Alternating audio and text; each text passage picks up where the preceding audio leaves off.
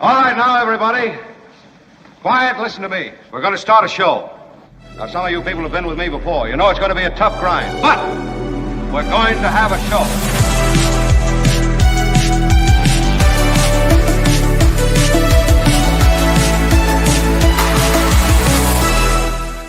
Oh, thank you, everyone. Wow, I'm humbled. I'm humbled, and it's not easy to find humbled in me, and I am that today. Thank you for your recorded applause. It is a pleasure to be with Kim, of course, as you know. Kim, how are you? Most people are familiar with Kim, who monitor our show, stop through from time to time. She is our news person, our stalwart, also producer. And Tony is here. Thanks, Tony. And Tony will be coordinating a number of different media-related inputs today. And it's going to be a... What? I meant media-related material, content today. So that's what Tony will be doing. And Tony, Thanks, as you know, occasionally walks through the shot at Stephanie Miller's show. And Once in a while, I have. Once in a while, I'll get a comment like, I think I saw Tony on Stephanie Miller's show. So, yeah. He built that studio that Stephanie Miller is. Yeah. What, 10 years, 15 years ago? It's been a while. I am excited for a show that includes Pulitzer winner David Cay Johnston. That's hour 2. And we've got a lot to get to before David even gets here. So one thing I wanted to do was recognize something I've been sitting on for a while, and that's from the Mark Thompson Show mailbag. I've received a lot of positive letters. I got Susie from Pittsburgh, who sent an old school... Oh, yeah, real letter. Real letter. Let's hear it for Kim, Albert, and Tony, she said. All right. Mark T, a few bucks for the show she sent along. And this, sadly, you know, I got this earlier in the summer, but I am really appreciative of it. And we, as you know, we have a challenge to get to all the letters and share everything that we get. But I'm so very grateful in this case to our Pittsburgh pal. She points out this is from June. The peaceful dissent is what she's sent along this clipping. By the way, speaking of that, Born to Peacefully Resist is the T-shirt that's flying off the shelves at getmarkmerch.com. Mm-hmm. There are other T-shirts like it that sort of represent the same message. They're kind of female-oriented T-shirts, and then the male-oriented T-shirts. And then they're the unisex. But you should check it out. There are some great designs. Courtney responsible for those designs. Grateful to her. Make Love Not Fascism is one of them. And as you can see, we've got them up. You can get them at getmarkmerch.com. Born to Peacefully Resist is what I'm wearing right now. I just like the globe, and I don't know, I just like the configuration on that. Back to the letter from Susie, and she says... I've received a lot of positive letters. Yeah. I believe Trump is trading our national secrets for favors with other countries. She says, we have a few ICE raids here, but not like other areas of the country. Keep up the very informative podcast with excellent guests. Peace out, brother. Susie from Pittsburgh. Right on. And then this old school as well. Dear Mark, thank you for the great show. It got better when you went to YouTube. Wow. Oh, wow. I like to read the chat remarks from the Peanut Gallery. This is from Rudy. Okay. I also enjoy how Kim don't take no crap, which keeps you grounded.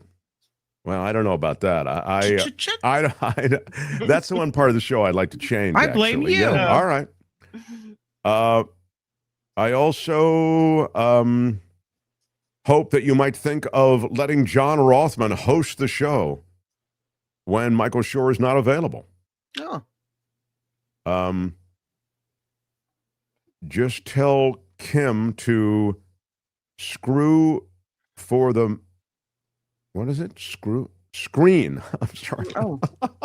I didn't know where that was going. It's been a while since I read it. I was like, wow. Okay. Just tell Kim to screen for the MAGA callers that made me turn off the radio. So this is somebody from the old radio show who came over, Rudy, and thank you, Rudy, for your letter. And thank you, Susie, for your letter. If you're looking to drop us a line, you can do it. You send us an email, and I'll send you the snail mail address. The email is themarkthompsonshow@gmail.com, themarkthompsonshow@gmail.com. Some of you have, reached out and said, hey, I'm more comfortable sending a check to the show. I want to support the show. I watch it all the time. And so that's how you do it. themarkthompsonshow@gmail.com. So anyway, thank you. Wanted to get to that. It's really, really cool that you took the time to reach out to us, and I very much appreciate it. There is a ton going on.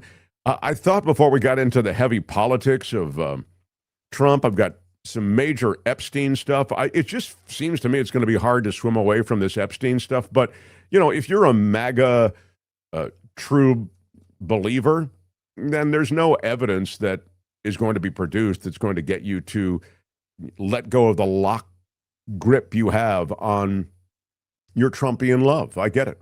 But for the rest of the world, and even some in MAGA land who are sort of on the outskirts, the Jeffrey Epstein thing is a big deal. And so the latest stuff that was just released to the House subcommittee, I think it was released from the Epstein estate. I think it's pretty damning, but we'll get to it in a second. I thought the other story that is just sort of it affects American media in such a dramatic way, but it's not directly on that note when it comes to the Epstein stuff and Trump, et cetera. But it's sort of an adjunct, and it's The Mark Thompson Show. It's what's happening in the world of the Murdochs. I don't know if anybody saw, but there's really, and we detailed it here for some time. There was really a knockdown, drag out sort of Succession style fight about the legacy and ownership and control of the Murdoch empire. And there are a whole lot of different Murdoch holdings and Murdoch media outlets. Maybe chief among them from a propaganda standpoint is Fox News Channel. Mm-hmm. So now, and there was a lawsuit around this, as you know. I mean, family members suing Papa Murdoch about control. So this has been going on for years. And I mean, I'll say, I think 3 years now. And we've talked about it, as I say, and covered it here on the show. But under the new deal that was made, Lachlan Murdoch, who is the son of Rupert Murdoch, he'll retain control over outlets like Fox News and the New York Post, also the Wall Street Journal.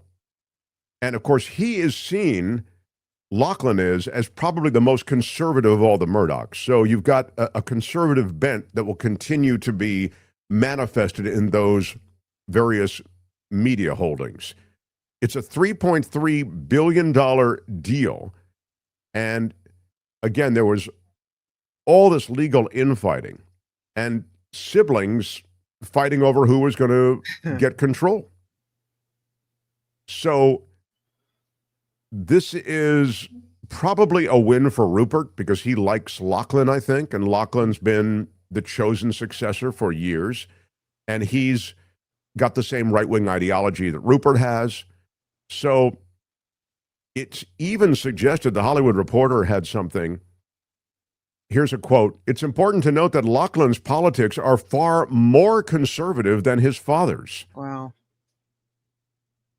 So you have all of these different Murdoch kids who would have voting shares, and they would begin to tear each other apart after Rupert's passing. But Elizabeth and James Murdoch, they're the two of the three from Rupert and Elizabeth. And they are much more moderate politically. But How many kids does he have? 5? Well, he has 2 from Wendy, I believe. Wendy Dang. Mhm. The is that her name? I believe his wife. You may have more notes on this than do I, but and then he has 3 from his first wife Okay. and his ex-wife, and the 3 have control. So that's kind of where that sits. More than knowing where all the chess pieces show up on the board, just know that the primary control over these right-wing institutions, there they are. Lachlan James, Grace, I didn't know. Oh, look at all of these. So I was aware of Lachlan James and Elizabeth. Grace, Chloe, and Prudence. You'll have to explain to me who everybody is, but they were all involved in this. And you know, the 3 Murdochs who were most active. You know, I used to work at Fox, as you're aware, and so I knew the Murdoch kids because he did a thing where he made his kids sort of learn the business, like actually work in the business. Now, I'm not suggesting that they had the same kind of, pushing the rock up the hill that the rest of the staff did. But it was, again, Elizabeth, James, and Lachlan who were those kids who learned the sort of media empire from the inside. I used to see Elizabeth all the time. And the more moderate Murdochs are not going to be a part of Fox News Channel. There they are. Those are the 3. Thank you, Tony. That's Elizabeth Murdoch, right? Those are the 3 who were really involved in the most tenacious legal struggle as to the future of Rupert's company. Wow. But it will be the most conservative of them that will control those entities I mentioned: Wall Street Journal, New York Post, and Fox News Channel. That's fun.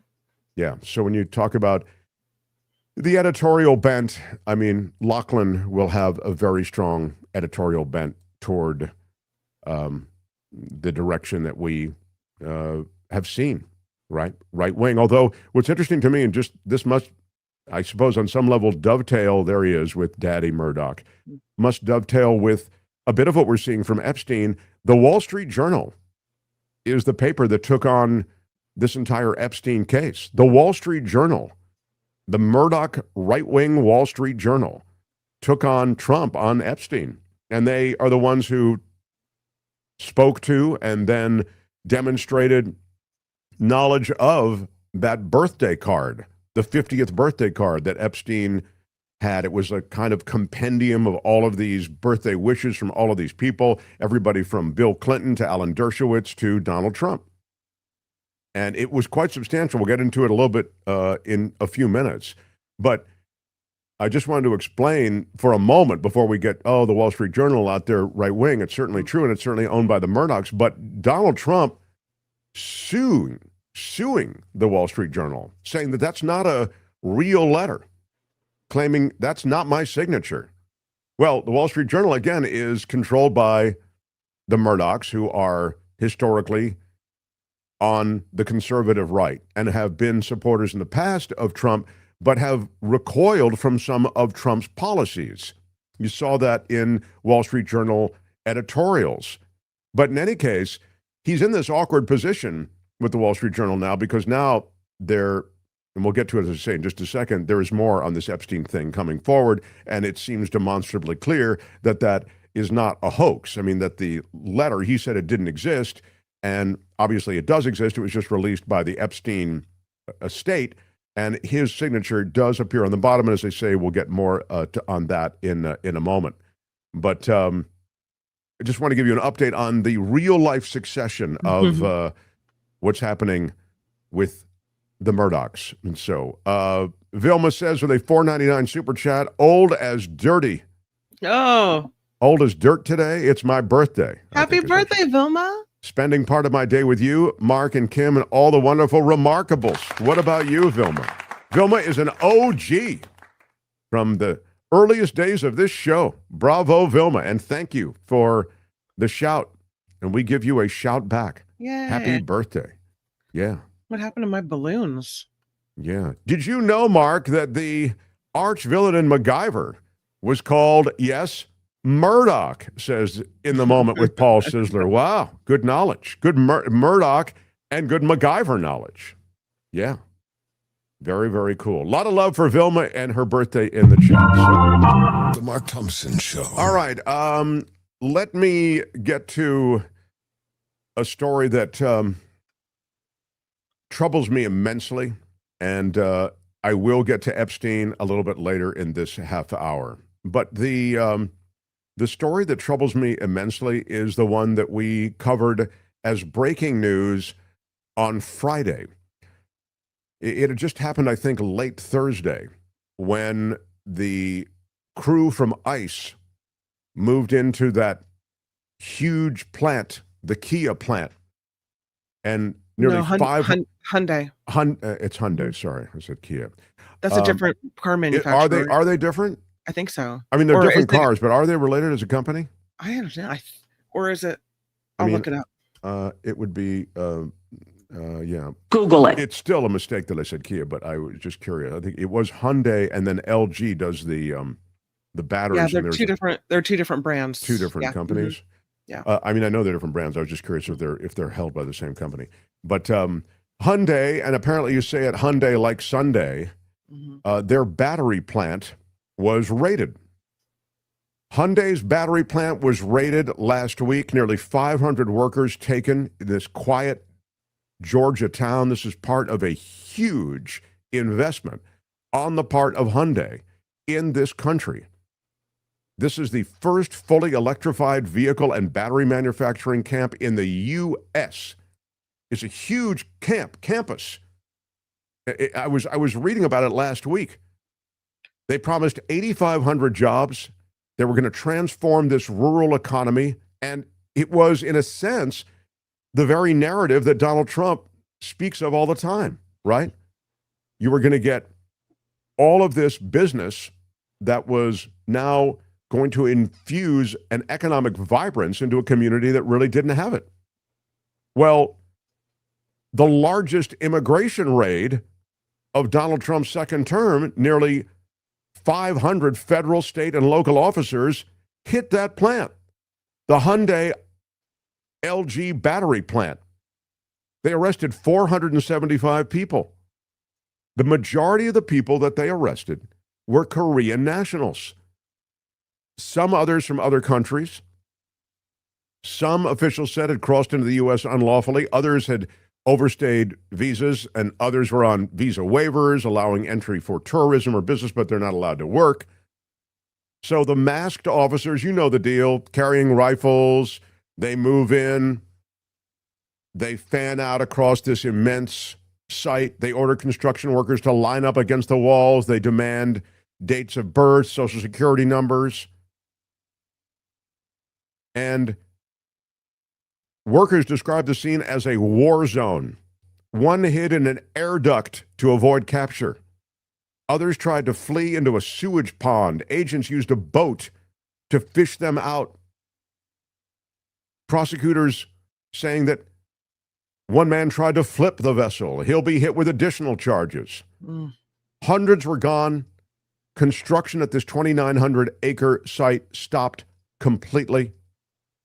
And the rest of this community in Georgia is just astounded, chilled. So this is, by definition, a transient workforce. They're building something, right?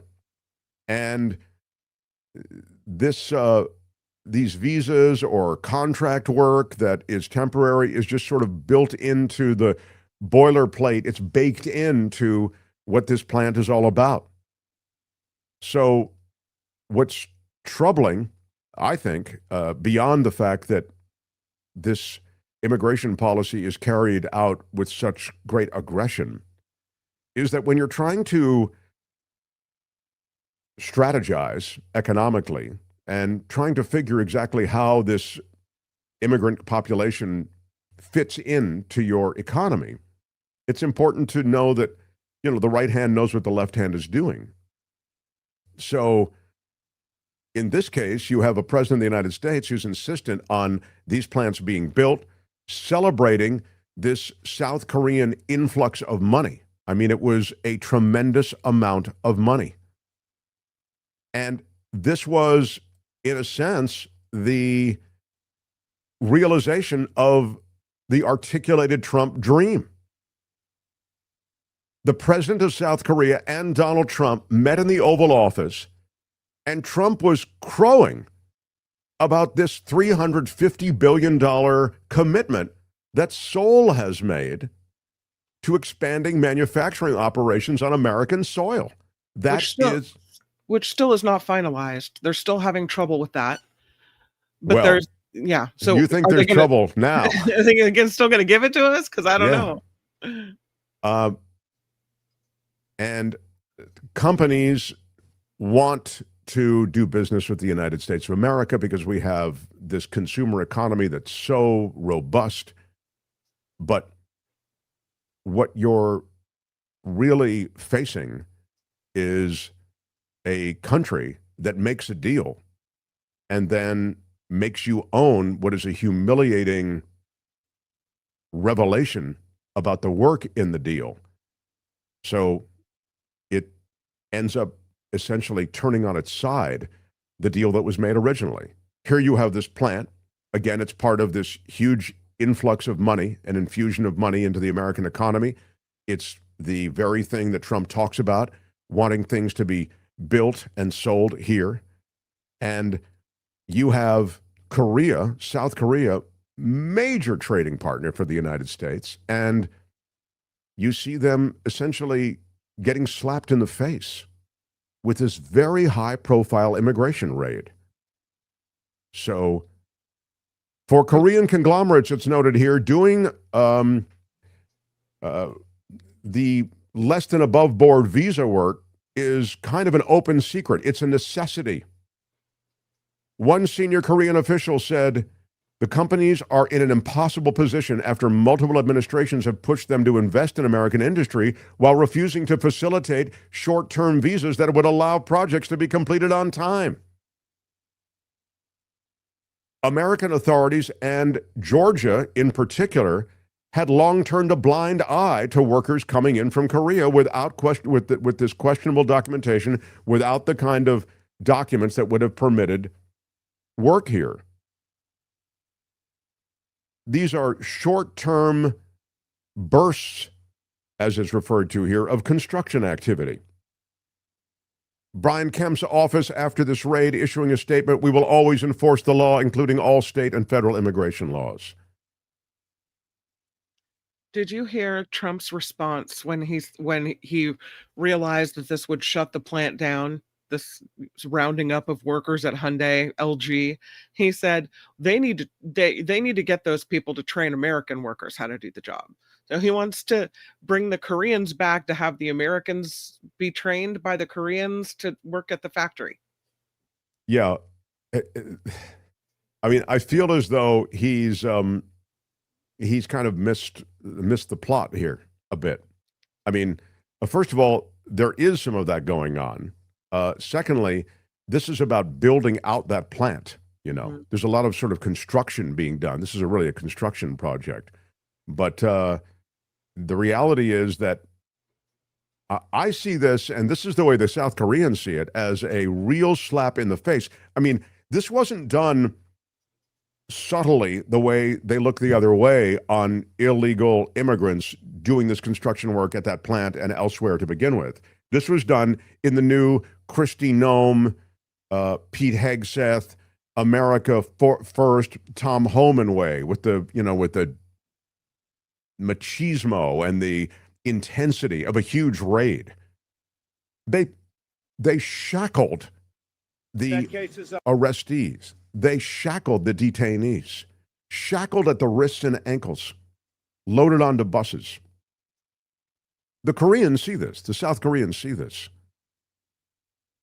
The former vice foreign minister saying, I'm really speechless. We are there to help boost up American industries, and once they are set up, there will be good infrastructure for increasing American employment. But what we saw was those Koreans chained with handcuffs and treated as if they were terrorists or a bunch of thugs.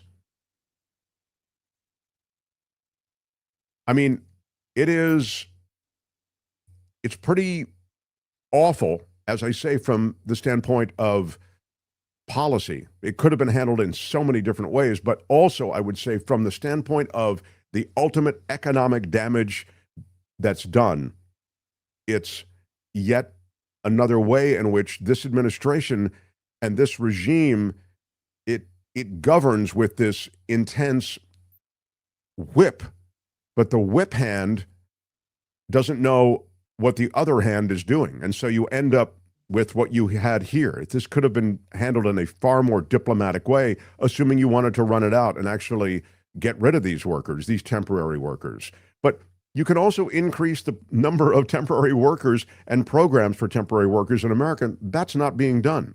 So you see that there's no kind of holistic immigration policy being pursued here. It's all about purge. It's all about National Guard. It's all about ICE and a now turbocharged ICE budget, enabling so many of these immigration raids that don't really factor in all of these other things. So I think the developing story with South Korea is a significant one. They're a significant trading partner.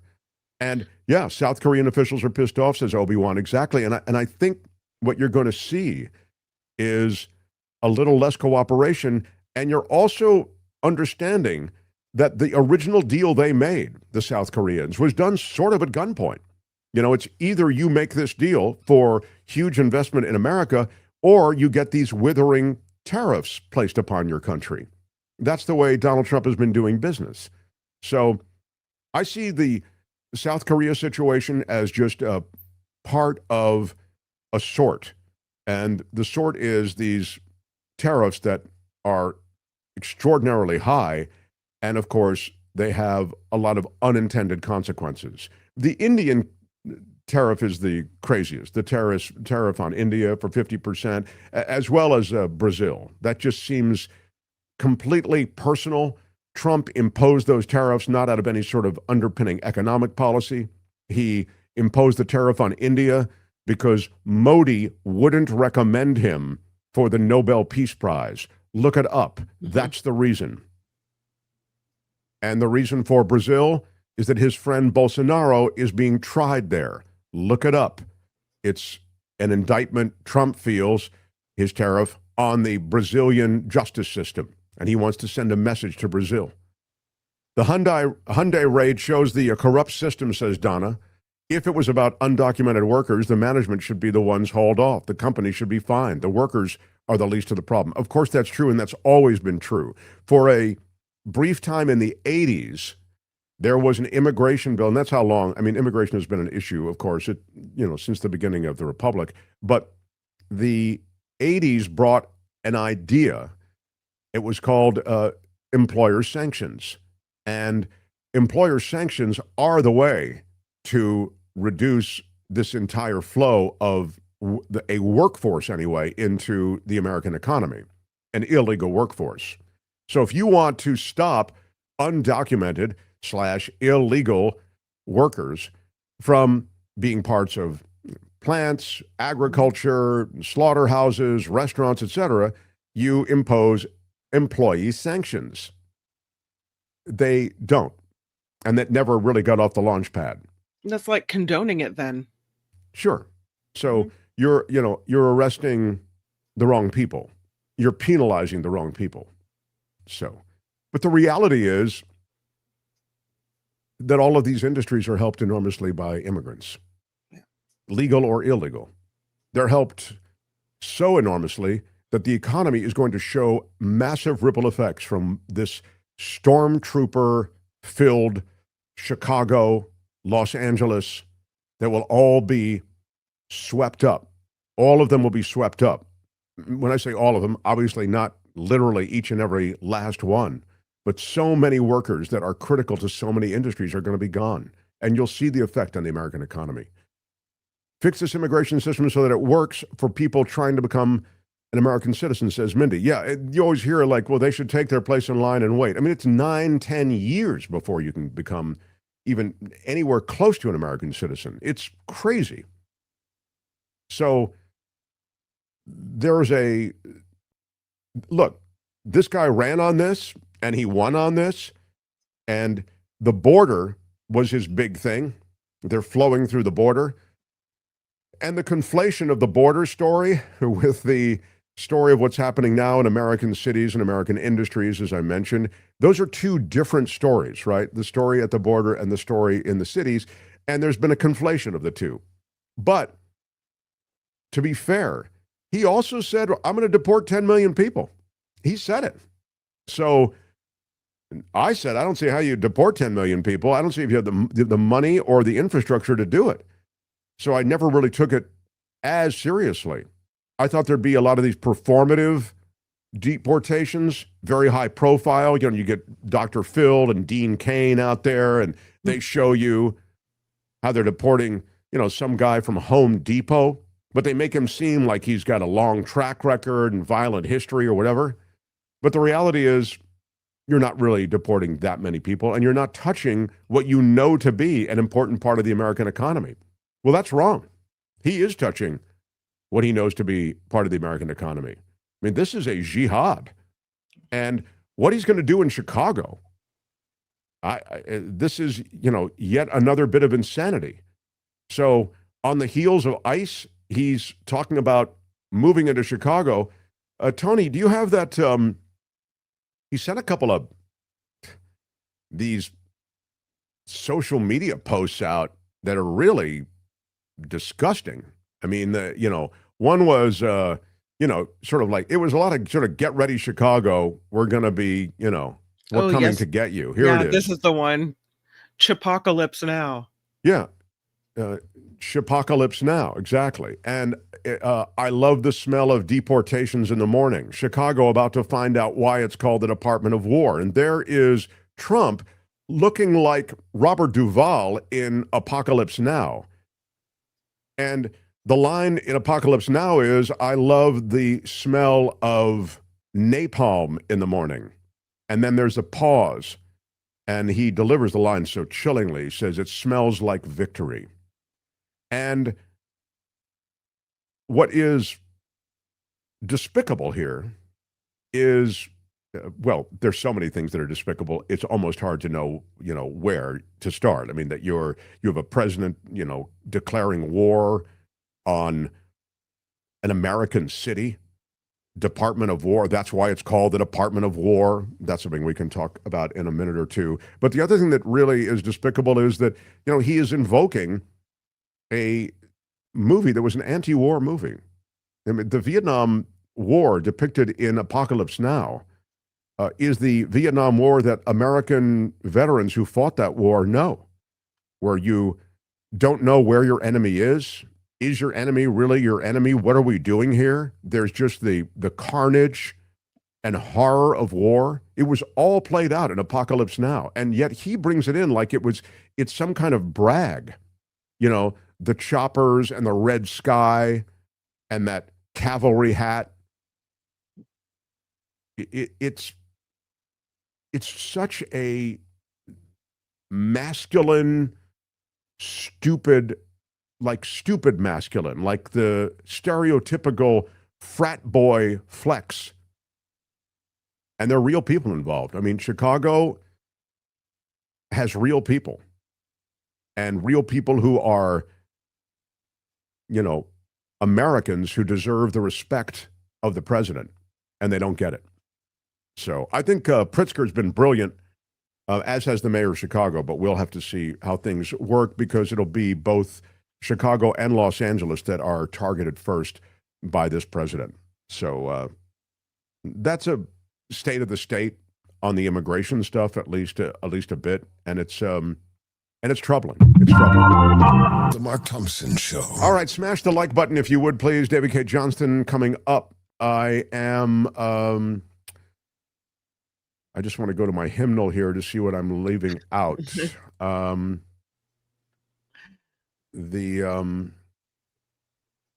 By the way, just as a coda to that, apparently Trump is going to South Korea next month.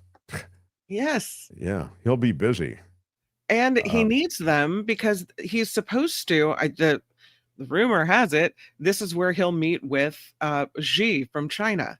Yeah. So, they kind of, facilitate this meeting between these two major powers. And I don't think he can afford to piss them off like that. I don't know. By the way, there's been a lot of comments in the chat that yes, Hyundai and Kia are related companies. Thank you very the F much, everybody, as Kim was chit-chitting me. Weren't you chit-chitting me, Kim? You were. I didn't know, but people said it is. So, They're not the same company. It's Hyundai, not Kia, Mark. You're right. You actually, Kim was right. I'm mocking her right now, but she was right. It was the Hyundai plant. But when I said Kia, I still had some high ground. But you did. In fact, I'm going to drink a cup of Coachella Valley coffee. This is the best coffee on earth. I recommend it to you. I got to get Cliff, who's the Roastmaster General, back on the show. This is organic coffee. It is sourced from women-owned businesses, and the Clarity Blend is what I'm drinking right now, and it is delicioso. CoachellaValleyCoffee.com. Check them out. Their coffee, their tea, their spices. CoachellaValleyCoffee.com. 10% off at checkout if you use the discount code MARKT. MARKT at checkout for 10% off, which will cover your shipping and stuff like that. So it's a good thing. On the South Korea thing, I just would, he's got some damage control to be doing. Now, I don't know how much he's so full of bravado and he's so full of smack talk. I don't know how it's going to work, but he needs a good relationship with the South Korean president and the South Koreans. We have 3,000 troops there in South Korea. So that's just, I've been talking about the economics. The militarization of the Korean Peninsula, that's an important point too. So maybe someone can explain that to Trump and then re-explain it and use his name a lot so that he, retains some attention toward it. You have to give compliments. It's like the S sandwich, right? Something good, the meat, and then something good again. So it has to be bathed in compliments. No. Yeah. This is interesting. Inlay says this is a punishment by Trump to South Korea because South Korea will not commit to that $350 billion the way Trump wants to get it. Maybe that could be a take, but why? So you're going to tear down and hobble their massive infusion of money into America in the form of that Georgia plant? Really? I mean, cutting off your nose to spite your face, but maybe. USA is not a trustworthy global partner. And I guess that is what I come around to, is that these deals that are made are not worth the paper they're printed on. It would appear that these deals are utterly without sort of the backing and faith of anything beyond the word at the moment, and the word at the moment could change in the next moment. It's just not a trustworthy crew. You can't have confidence in any deal made with this regime. Hi, Mark, Kim, Albert, and Tony, says Chaplain Fred. Missed you yesterday, Mark. It's always a pleasure to listen and be part of your show. Thank you for your guest and your team. That's nice. Yeah, yesterday Jamie Mustard was terrific, and I encourage people to go back and share that. It was quite the story that he's got of escaping the world of Scientology. Wasn't that wild that he was talking about at age 20, when he finally got out, he couldn't write. He could read at a high level because they make you study the writings of L. Ron Hubbard, but he couldn't write. He said, I didn't know where to put a comma or a period. Now he's a published author. Yeah. He's a graduate of the London School of Economics. It's an amazing tale. If you missed it, find it. It's on our channel. Jamie Mustard, like the mustard you put on a hot dog. That's his last name, and his story is, and Child X is his book. And it walks through not only his story, but the context of the growth of this cult and the power of this cult. So anyway, that was yesterday. Thanks for checking it out. By the way, on the Chicago thing, I'm just seeing that Chicago is warning residents there that the feds are coming, and they are supposed to. They're being urged to sort of report sightings of the feds. Isn't that what's happening, Kim? Yeah, and also they're canceling all these festivities. They had these festivals that were set for Mexican independence celebrations, and they're now all being canceled, and people are being told to stay away. It's, I just, the sealing of the border, I get, but what's happening now seems a bit on the chaotic and just, as I say, frat boy nightclub bouncer side. Let's put on our mask. Let's go kick some A. It's bogus. And of course, the Supreme Court ruling that green lights all of this, it is alarming because once again, they can basically detain you for any reason at all. I know you're thinking, well, I'm white and I don't speak Spanish. It doesn't matter, dude. If you're standing there in the Home Depot parking lot with some 2x4s, they can throw you in. And I mean, there are plenty of people who are being thrown in already, legitimate American citizens. They're jailing them for days at a time. And again, they're just swept up in the raid because they look Latino. So according to the Supreme Court, that's fine. Right. That's all you need. The Supreme Court has greenlit a racial profiling. So again, those who think, well, I don't like it, but I'm probably okay. You're half a click off from not being okay anymore. This is a different country right now. Grady Judd, he is the famous Florida sheriff. We love Grady Judd. Grady Judd is the... What he's got going here is a situation. That's Grady Judd. He is saying that the use of these law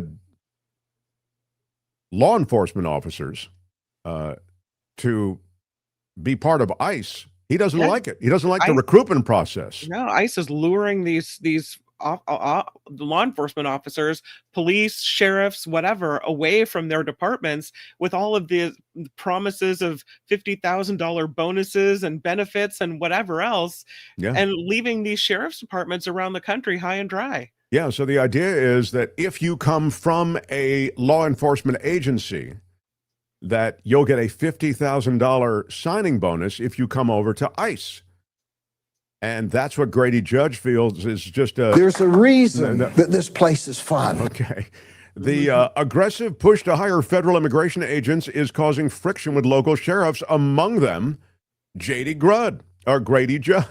It is unprofessional and unethical, Grady Judd said. He's the sheriff in Polk County, Florida. ICE utilizing an email, and this email list is generated from the sheriff that was provided as part of his partnership supporting Trump's deportations. The messages noted that recruits could get $50,000 as a hiring bonus. Grady Judd said it's tantamount to us going to police departments and putting up a recruitment booth in their lobby. Judd and other sheriffs have spoken out as the Trump administration has launched its massive recruitment effort to hire 10,000 new ICE officers and 3,000 border agents.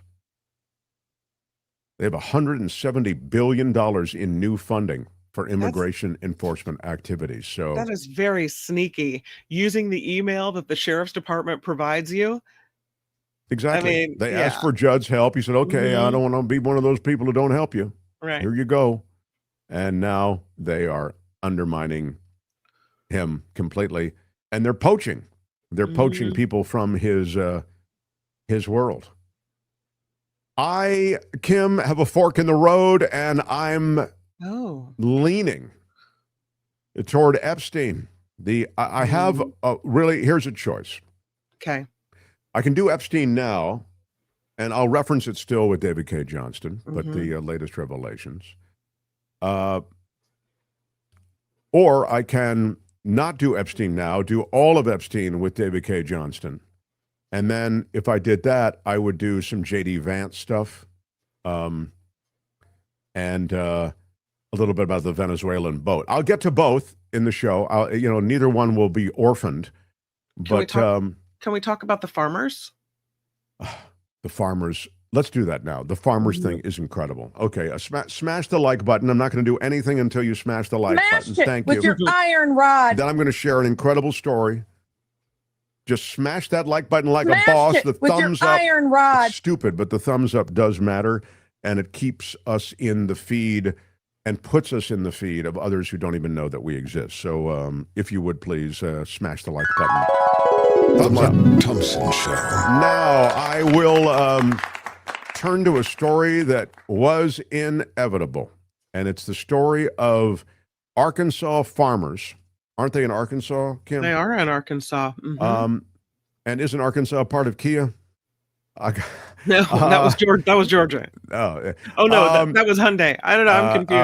All right. The Arkansas farmers, hundreds of them, are asking the feds to come save them. They are struggling right now, and they're struggling for a bunch of different reasons. Almost everything that could go wrong for Arkansas farmers has gone wrong this year. There's a lot of bankruptcies and even the closing of many farms that have been in families for generations. It's a dismal global market, plunging commodity prices, and so even the hope of breaking even is starting to fade. They've had bad weather, and I don't need to tell you, soaring inflation and tariffs. This time last year, the price of rice was about 40% higher than it is now. 40% higher. Input costs have gone up, fertilizer's gone up, commodity prices have gotten worse. So after a horrible year last year, where most farmers in Arkansas lost money, this year it's going to be even worse, said a farmer there in Arkansas from Independence and also from Jackson County. See that picture Tony showed with a lot of them with their head in their hands. I just can't believe it. They got together yesterday. There they all are, hundreds of them.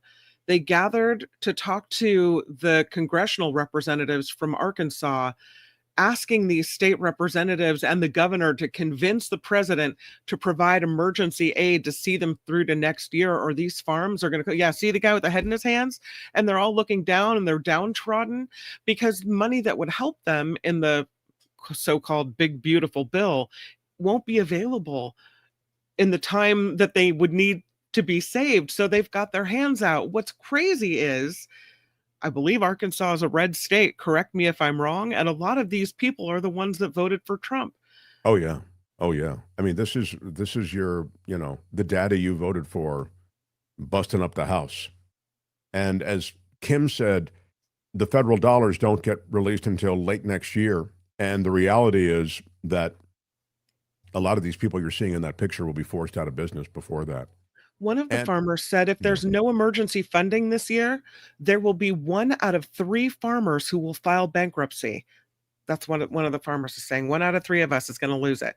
Well, I mean, the suicides among farmers are reaching sort of epic proportion. There is, as I say, more and more people getting out of the farming business. These are people who've had, generational aspects to the business, have been like, 6th and 7th generation farmers. Mm-hmm. And they met with these congressional delegations that are there from Arkansas, their state representatives on Capitol Hill.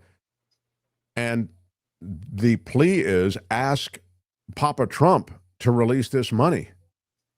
And I don't know that they're going to get relief. I mean, I do think that Trump historically has been sympathetic to farmers. I mean, you'll remember in Trump season 1, when he was president after 2016, he imposed tariffs on a lot of the soybean crop, and a lot of the soybean farmers were really screwed. It wasn't just them, but I remember them. They were kind of head of the parade, and all the farmers affected, many Midwestern farmers and farmers across the Plain states, were going under.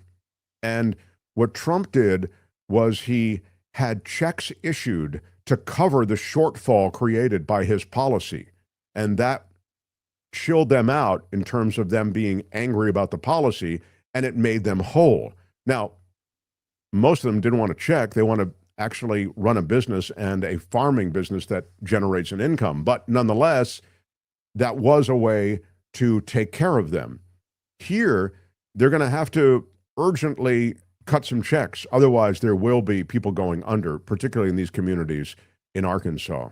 So, these were like urgent pleas at this meeting that Kim is talking about. They were told, we're going to take your message. We're going to get it back up to D.C. We're going to do everything we can to get you the help you need. That was the district director for Congressman Rick Crawford who made those statements. But, will that be enough? I don't know. I think it's a true sign that an already distressed industry is very much affected by public policy, and public policy has shifted dramatically. And so many of those who voted for Trump are going to be horribly affected and maybe driven out of business. And we're talking about farmers in Arkansas because they gathered yesterday and they said, listen, we need help or we're going to be put out of business right now. But this is going on in multiple states. So Arkansas farmers are not the only ones affected. I'm looking at an article about Massachusetts farmers having the same problem. There are farms in other states as well. So it's not specific to Arkansas. Yeah. And look, I mentioned in the first half hour, that story about the Georgia plant, the Hyundai plant, that also was a transformation of a community that needed to be transformed. Mm-hmm. These are rural communities that need an infusion of industry. And here you had it in such a big way. It was going to be employment for so many people, not to mention all the restaurants and service industries that were going to go up in this town around this Hyundai plant. And instead, Trump administration moves in with the ICE agents and they clean it out. It's absolutely been stopped. Not to mention you have like a diplomatic 5-alarm fire on your hands because you've demanded all of these concessions from Korea. They've given you a bunch of them, even though they haven't signed on the dotted line for the $350 billion. And then you screw them this way. So everybody's a loser in that game, except, I suppose, ICE, Tom Homan, and Kristi Noem. So, reading the story in the Atlanta Black Star, they say the problem spans nationwide, this farming issue. During the 2024 presidential election, farming-dependent counties overwhelmingly voted for Trump, with almost 78% supporting his candidacy and similar support in 2020. And now it's Trump's policies that are punishing these very communities. Yeah. How do you keep a base when you're, obliterating that base? How does that work? Speaking of that, it's odd, but he... The Mark Thompson Show. He has maintained a base, like it or not. I mean, you can get into the middle to left echo chamber and think, oh my God, this guy is so underwater. Forget it. He's so done. And there is some truth to that on certain issues. But take a look at this polling. Tony, show them a little bit of Kornacki and these polling numbers and see if you don't kind of scratch your head and go, wow, okay. Hey, thanks, Kristi. Good morning. So take a look, our Decision Desk poll. And again, we're looking at all adults here. This is voters and potential voters, casting a wide net. We ask about President Trump's job performance, a 43% approval rating.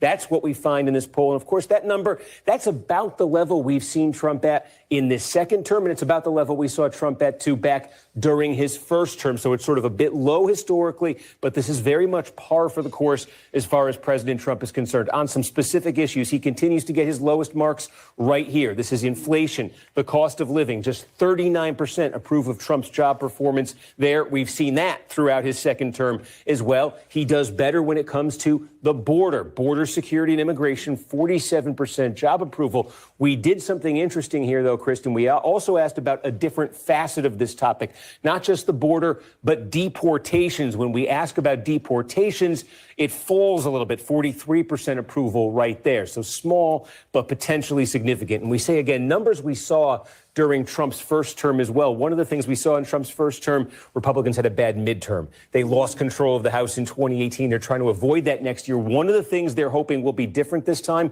and our poll confirms it continues to be the case right here. The Democratic Party is less popular than the Republican Party. Neither's doing great, but the Democrats more unpopular. We did not see that during Trump's first term. We are seeing that during Trump's second term. And we asked about some other specific areas here. How about vaccine use in the news this week? Florida relaxing that mandate. What do you think about the use of vaccines? You see broad support here, though. It is notable in our poll, under 50% now identify themselves as strongly supporting the use of vaccines. And we asked about this topic of gerrymandering, the redrawing of congressional districts, partisan advantage. 82% in this survey said they would rather have a nonpartisan commission than the party in power in a state draw the lines. Now, we don't know how deep this sentiment actually is, but one thing worth keeping in mind as this is played out, Republicans just did this in Texas. They didn't need voter approval in Texas. They could just do it in the legislature. California Democrats trying to counter Texas, they're going to need voter approval this November. This is sort of the baseline sentiment that they're up against out there. It doesn't mean the polling looks like this on that topic in California, but this is something to keep an eye on, maybe affecting that race. Yes, certainly one of the biggest flashpoints ahead of the midterms. Steve Kornacki, great. Okay, that's but what you get from that is that on individual issues, Trump does seem to be taking on water, Trump policies. But on the other hand, his base is unshakable. I mean, you can say, well, a president with 43, and I'll ask David Cay Johnston about this. He has a better sense of this history than do I, but I would say the days of big approval ratings for a president, they're really pretty well gone. I mean, America is a hyper-partisan political environment such that 43% might get it done. I mean, again, we live in the horror of these policies. I mean, I think what's happening in America is absolutely horrifying. I mean, this latest Supreme Court decision, which essentially permits a kind of racial profiling, and they can just pick you up for any reason at all. I mean, pick you up first and, concoct the reasons later. This isn't the America that we have known. And yet, on many of these policies where he's perceived as a tough guy, it works with his supporters, and his supporters are sufficient in number that he may not drop much below that 43. Now, I would say the one thing that is in the offing is some real whitewater rafting when it comes to the economy and the economics of America. I mean, the economy is not going to shake off these tariffs for much longer. They're starting now to really weigh the economy down, and the employment numbers are troubling. So I think once all of this stuff really begins month after month to have a hold on the American economy, then I think in terms of his popularity, you could see things drop off on a ledge. But I note just quickly, and then I'll get to David, the fact that the Democrats, they poll way underwater. They poll under what Trump polls. Even the bad polls on Trump poll ahead of the Democrats. So the Democrats need to find voices, the Pritzkers of the world, who can really perhaps lead us out of this. All right, David Cay Johnston next. The Mark Thompson Show. This man is a Pulitzer Prize winner, best-selling author, co-founder of DCReport.org, and now professor at RIT, the great David Cay Johnston, everyone. Hello, Mark. Good to see you. How are you, sir? Nice to see you always. Yep. David, so much on the table this time. I want to start just with the Supreme Court decision to allow these ICE agents to pretty much round up whomever they suspect is in the country illegally, and the net can be cast almost as widely as they want. I was surprised when I taught my law class today at how upset my students were over this. We only talked about it very briefly at the very end of the class, and a couple of them, made rather angry comments. And so there was a clear understanding among at least my students that being able to pick someone up off the streets, doing it with goons, right? Masked people with no ID or insignia and who won't identify themselves, just because of the color of your skin, because you're speaking Spanish, is so vile and pre-Civil War in its outlook. And I tweeted not Musk's forum, but the others, Blue Sky and Threads and elsewhere, that what we saw in this 6-3 vote, and this is on the shadow docket, it's not on the formal case files, is that we have a 6-member Supreme Court who are white supremacists, one of whom is black, Clarence Thomas. But this is clearly white supremacy. And there's a Kavanaugh statement that's out that's very disturbing. It's basically, well, they're just detaining you for a few moments. Excuse me? Republicans have complained about police detaining people for forever as an infringement on liberty. And many of these people aren't detained for a few minutes. And the indiscriminate nature of this, because you're speaking Spanish, they're going to grab you. There's no official language in this country. That is not an appropriate marker that you are a criminal threat.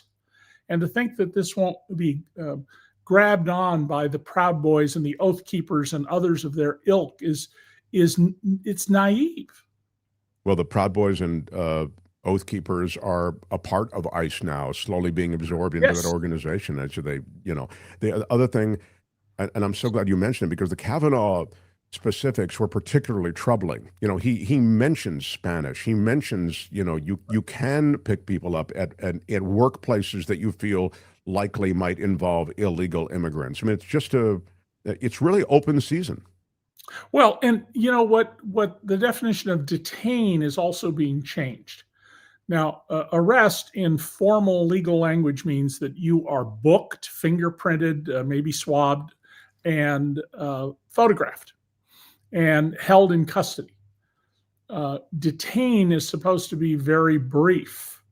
And yet we know that a number of people ICE has, quote, detained simply haven't been seen since they were detained. So detaining some of them are American citizens. I mean, not a few. Some large number are American citizens. Right. And a number of American citizens have been removed from the country. Cheech Marin did a movie years ago, maybe 40 years ago, about being a American citizen in East LA who gets picked up in a sweep and sent to Mexico and trying to get back into the US. And this is no longer some farce. This is real life. And what's to prevent them from expanding this to saying, well, we think we found some cases of middle-aged men with reddish hair who wear eyeglasses, and we're going to pick them up, or old guys with gray beards like me. And this is ridiculous. This is not reasonable suspicion or probable cause. This is just granting this unfettered power. And I'm very glad that Justice Sotomayor, who wants to retire and can't because of Trump, he would just get him another vote right now on the Supreme Court, that Sotomayor said, I'm not going to play along with this. I'm not going to go along with what we're doing here.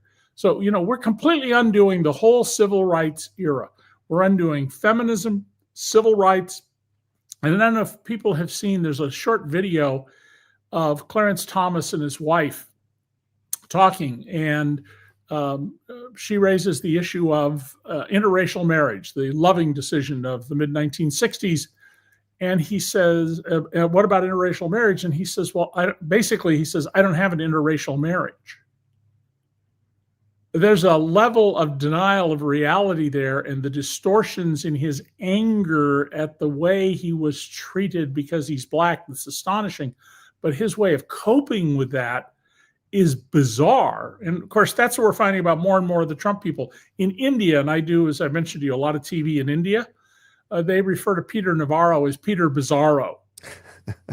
And we're seeing more and more bizarre people say, Pete Hegseth, who doesn't wash his hands for 10 years, Robert F. Kennedy, who thinks vaccines kill and ignores science, and who's upset about foods having riboflavin because he doesn't know that's vitamin B2.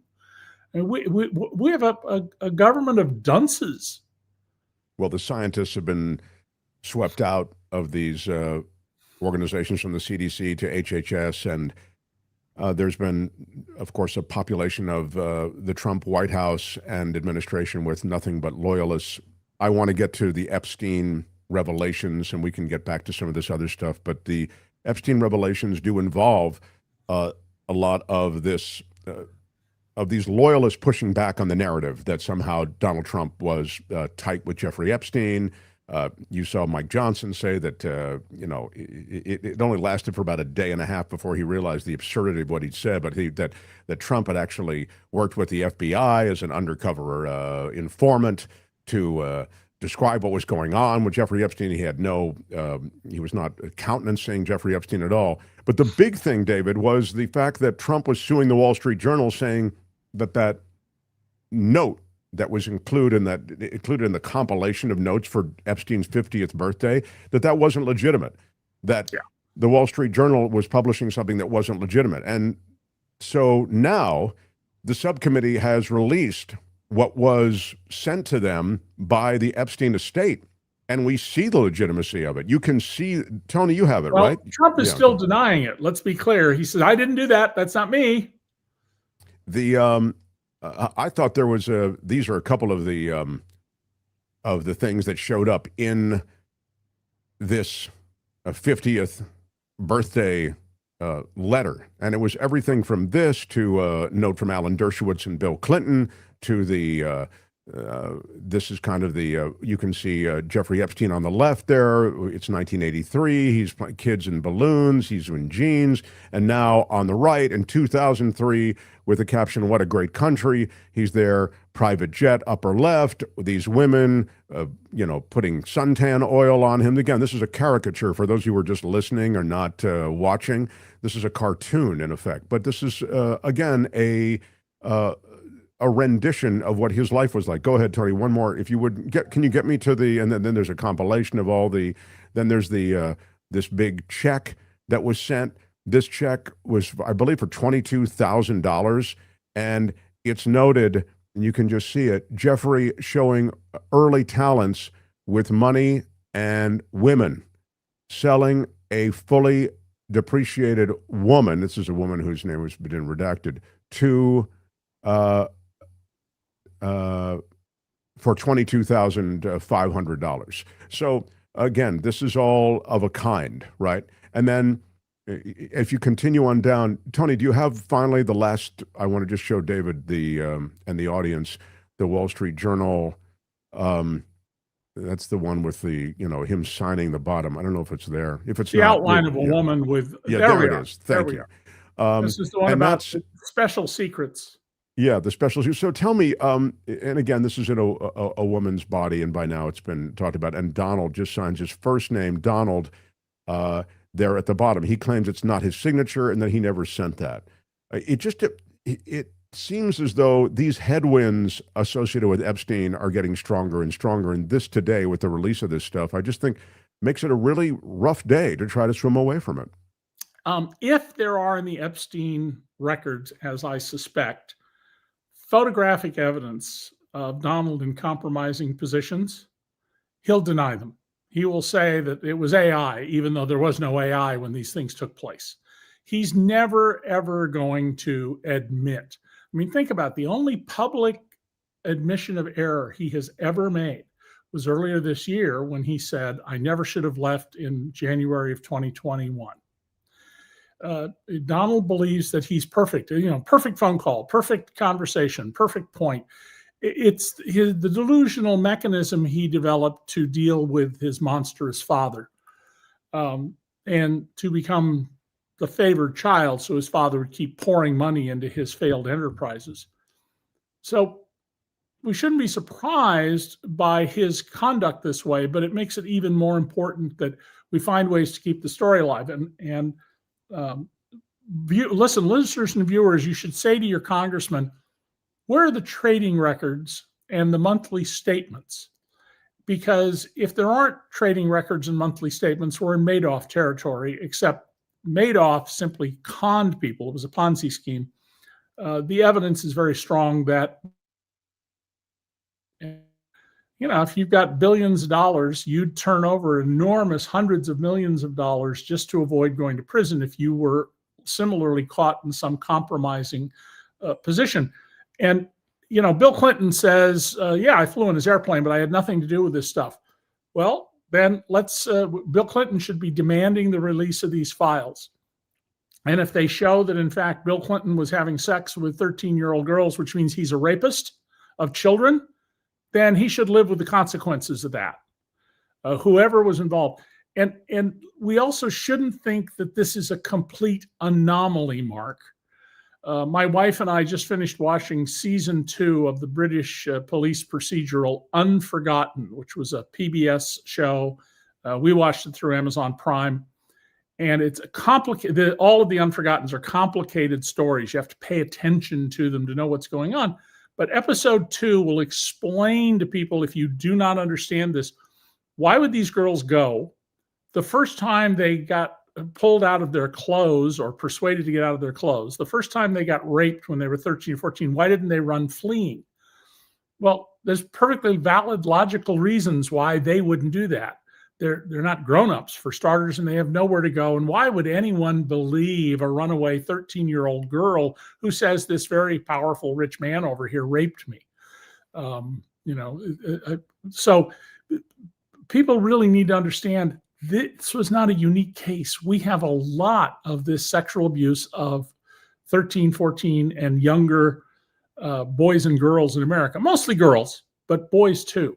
And it's not an area where we focus law enforcement attention. It's not something we want to think about, but we need to, and this has brought it right to the forefront.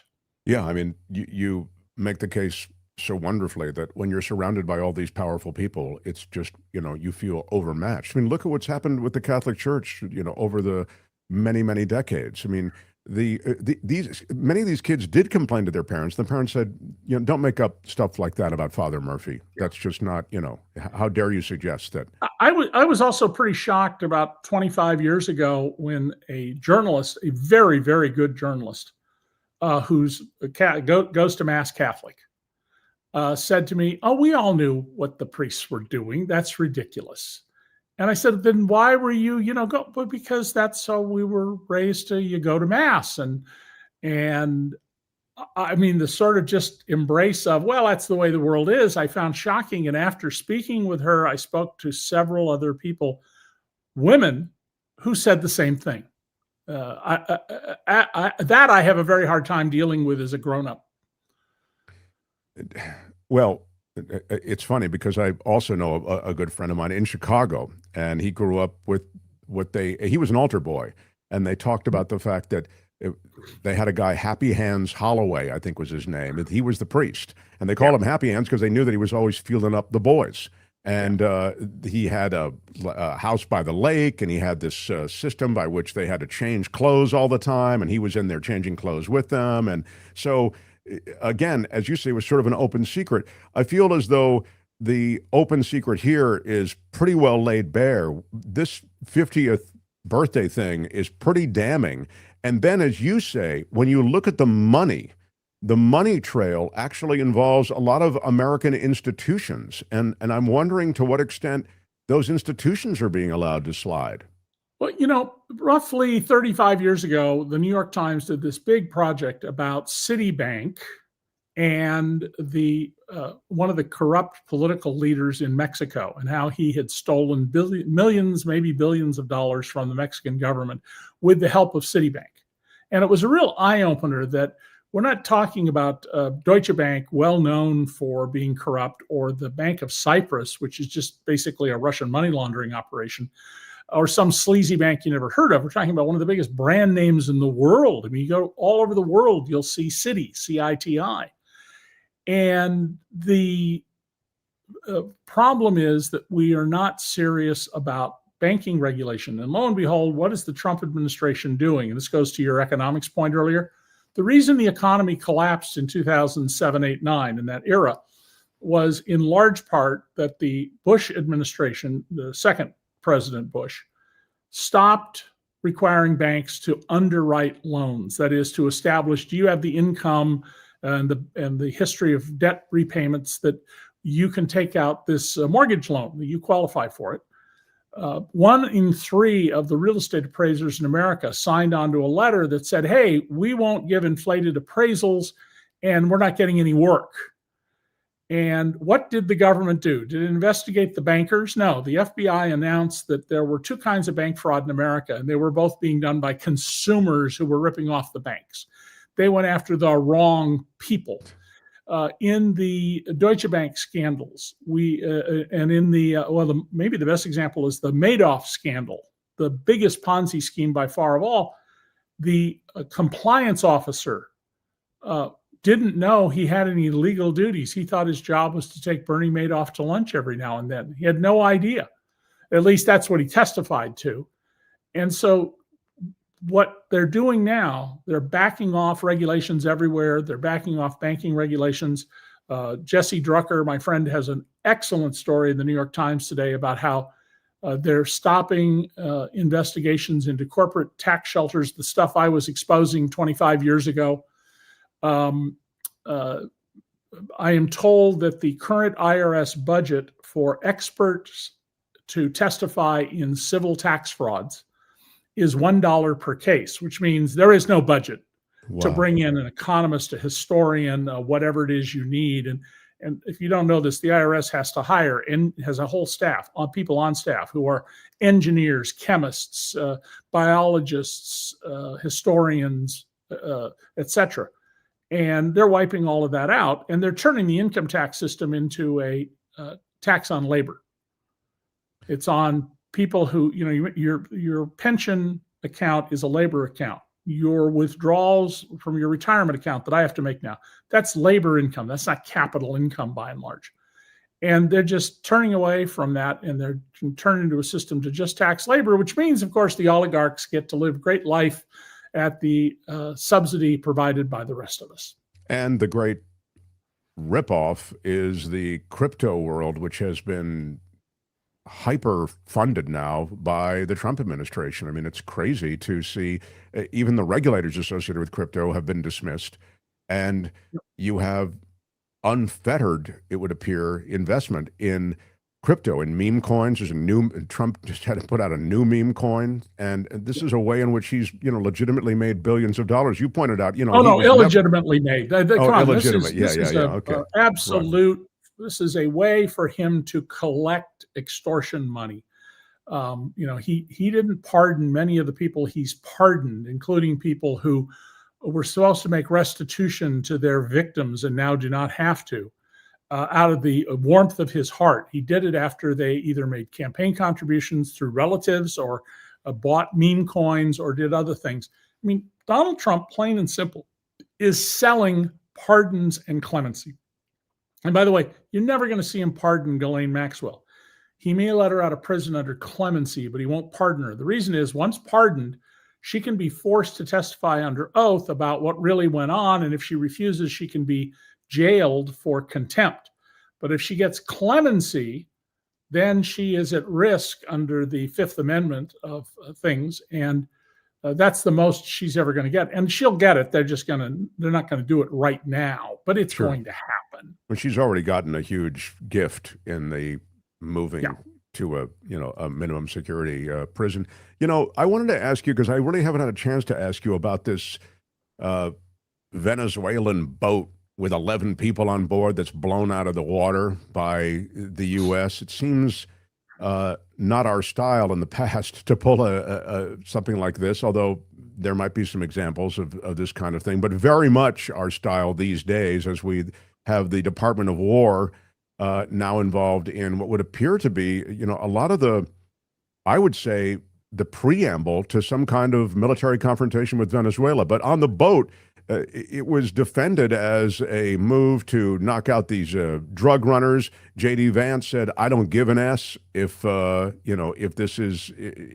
they weren't."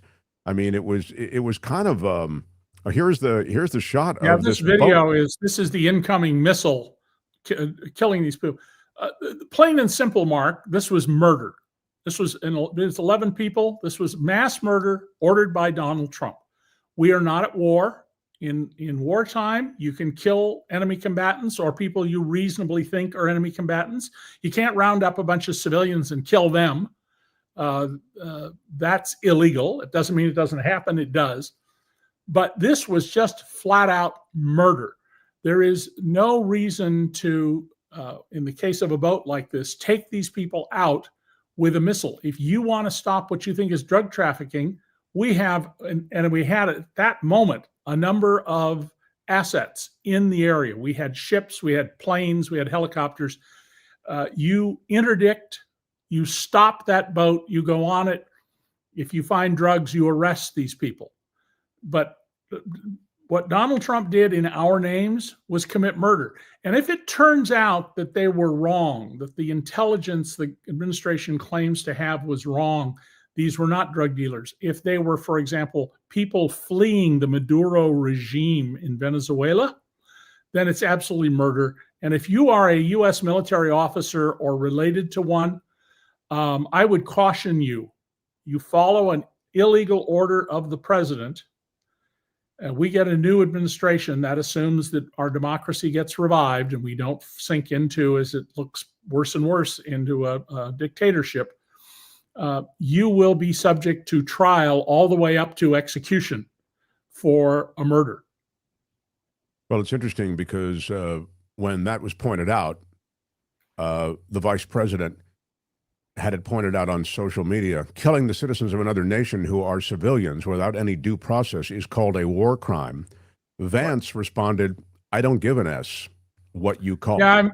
I wonder if Yale should revoke his law degree. I mean, this is such basic law. It's astonishing. And what you're seeing is a lack of regard for others and a lack of regard for law. And that's what makes things work. You know, civilization is, in all of its imperfections, so beyond the law of the jungle, where might makes right. And yet that's what we're seeing. And this is what dictatorships do. And you've heard me say on this show, eventually down that road lie firing squads. Yeah, that seems like it might be a bad look for them, but definitely offing their critics. It seems as though we're half a click off from that right now. I was talking about that in relation to the ICE raids. I mean, how long before these thugs are picking up, people who are enemies of the state for whatever reason you want to consider them enemies of the state? And given the actions of the Supreme Court, they've got to feel very emboldened about doing this. There are people saying, well, the National Guard was called in. It gets called in all the time at the request of governors. Right. At the request of governors. This is governors and mayors saying, don't do this. Chicago is about to be hit. And of course, Trump said, they're going to discover, what war is like in Chicago. And Boston is next on the list as well. They have been shipping Connex boxes. Those are 20-foot. Yeah, I love that picture of Donald Trump as Robert Duvall playing the lieutenant colonel surfing. I don't think he got the memo that's an anti-war movie, David. I don't think he got the again. It's one of the most loathsome lines in the film, right? Yeah, among many. Yeah, right. Exactly. I mean, the message was, this is war is a horror, and this is awful, and somehow that it could be in any way repurposed, and Trump has done it is just extraordinary. Before I lose you, I just want to ask you about, because you mentioned SCOTUS, whether you think that this concierge SCOTUS court is also going to rule in defense of his tariff policy. Well, I've been trying to figure out how the court could do that, because the reason we live in the Second American Republic is this very issue. The first American government, the Articles of Confederation government, had no power to tax and no power to regulate business. And so the initial American experiment in democracy was failing after 7 years. And in the powers that we grant Congress, Article 1, Section 8, Clause 1, the Congress shall have the power to lay and collect taxes, duties, and imposts. A tariff is a duty. It's ultimately a retail sales tax on the consumer. It's exclusively the power of Congress. The president has no such power. There's this little thin area that was never used at all to allow temporary emergency tariffs. There's nothing that's temporary emergency. If something's been going on for 50 years, as with China trade, that's not an acute emergency. That's a chronic condition. And I can't fathom how the court could come up with this. What I expect is more likely is the court will find some way to punt, push this back down to lower courts, and allow Trump to keep collecting so that eventually they can say, well, there's no way to undo this mess. You can't put the egg that's fallen onto the floor back together again, which, by the way, would be untrue in this day and age. We have detailed computer records. Everybody who is business, the tariff is actually paid by the importer at the point that it's released, the material's released to them. So like I ordered some shoes from overseas and they're being held up because they haven't paid the tariff at the importer's office. And so I can't see the court outright saying he can do this. There's no, if they do, then it's open season on anything in the Constitution. That's the end. That is the beginning of the end, if not the outright end of our Constitution. And you know, damn those people who said it was okay to appoint to the court people like John Glover Roberts, whose first job in the government as a Reagan administration person was to find ways to prevent Black people from voting. It's as simple as that. This was a man was brought in to carry out the racist policies of Ronald Reagan's administration. Clarence Thomas, a man who is unfit. I mean, every time I say, you know, he should be a traffic court judge, I literally get contacted by traffic court judges saying, why are you insulting us? But he has no business being on the court. We have all of the uninvestigated claims that Brett Kavanaugh is a serial rapist going all the way back to high school, where the White House took all the tips and kept them from being investigated. We have Justice Gorsuch, who is deeply thoughtful, but who is so much on the rule is this, and it doesn't matter. If you're given a choice, if you're an employee between dying or following your employer's directions, you have to die or you have no rights to deal with your employer. Sure, that's an actual case. And he's the same statute as I have and say, okay, I see where you got that, but that's inhumane. I mean, how these people got on the court, and, you know, damn Joe Biden and the late Ted Kennedy that they didn't believe Anita Hill. And they wouldn't listen to any of the other women who wanted to testify. Yeah, that's a great point. I mean, I suppose we'd end up with some other conservative justice, but perhaps not this ideal. Yeah, in retrospect, I'd rather have had Robert Bork, whom I knew a little bit. Who was a friend of my father-in-law. I'd rather have had him because at least Robert Bork was a principled individual. I didn't like his principles, but he was a principled individual. For those who don't know, Robert Bork was the person who, when Richard Nixon fired Archibald Cox, the special prosecutor, the attorney general and the deputy attorney general both resigned, and they agreed with Bork that Bork would be the fellow who would carry out Nixon's illegal order to fire Cox, which is what led soon to Nixon not being in office. So in some ways, Bork is unfairly treated by people who think that he was a toady. No, they decided that at some point they had to stop the resignations for principle so the Justice Department could operate, and that Bork would bear that burden. The concierge nature of the Supreme Court now is a great phrase. It's just so alarming to me, you know, David. And so that's why I ask you about the tariffs, because it feels like they gave him the immunity. They okayed these raids. I mean, you know, with this broad allowance for them to pick up pretty much anybody they want on a look, on a suspicion, on whatever. And now with the tariffs, if they let that go, as you say, then it's open season. Yeah. Yeah, very well it's put. it's. I mean, our Constitution is surprisingly the Supreme Court and courts generally are always behind the curve. It's a principle I teach my students. Law grows from human experience. Nobody thought up aviation law when Leonardo da Vinci figured out how to build an airplane, because there was no way to build one and there was no business there. Once the Wright brothers got an airplane, and pretty soon we had packages of mail being flown, and then you need aviation law. The law will always be behind. But the Supreme Court, in being behind, is supposed to defend the Constitution. It's not supposed to warp and remove and do what it did in the presidential immunity case. It took not the question presented. Every Supreme Court case begins with the question or questions presented. And they just ran with that and said, any official act is immunity. And by the way, murdering 11 people on a boat, that is not by any reasonable definition an official act. So if we manage to get past Donald Trump, one of the things I'm going to say on your show is we should immediately get a grand jury. There's no statute of limitations on murder. We need to indict Donald Trump and arrest him for mass murder. Wow. David, I look forward to next Tuesday, and we can talk politics and the political future for the Democrats as well, maybe when we get to that. All right. Take care. And do get some other people on this. Why are the Democrats so unpopular if that's accurately what's being shown?